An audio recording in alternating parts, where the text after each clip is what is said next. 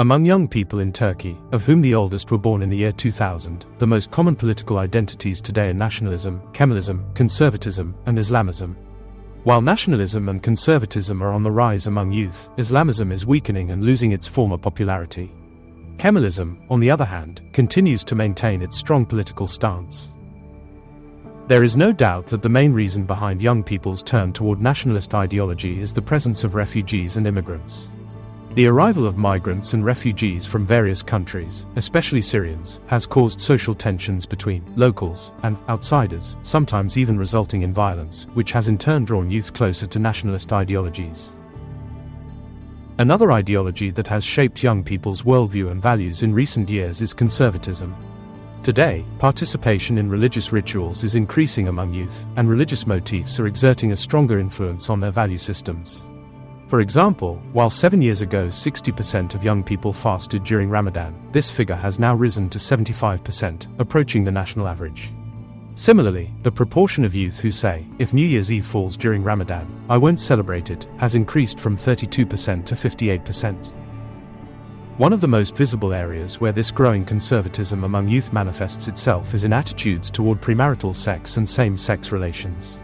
For instance, the proportion of young people who agreed with the statement, homosexuality is a sin, was 31% 7 years ago. Today, it has risen to 67%. This negative attitude toward LGBTIQ+ individuals brings young people closer to dominant societal norms. Numerous studies conducted among both youth and adults show that society in general holds negative views of LGBTIQ+ individuals and does not approve of homosexuality. While over the years homosexuality and LGBTIQ+ identities have become somewhat more accepted, today's increasingly anti-LGBTIQ+ rhetoric seems poised to hinder that progress. Considering the broader landscape of social values, it is clear that conservatism is growing among Turkish youth regardless of gender. In this regard, Turkish youth stand in stark contrast to their peers in North America, Europe, Asia, and even North Africa.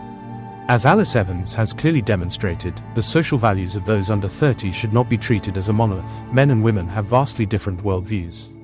According to Evans, women tend to support more progressive and left-leaning ideas on many social issues, whereas men are more inclined towards conservative worldviews.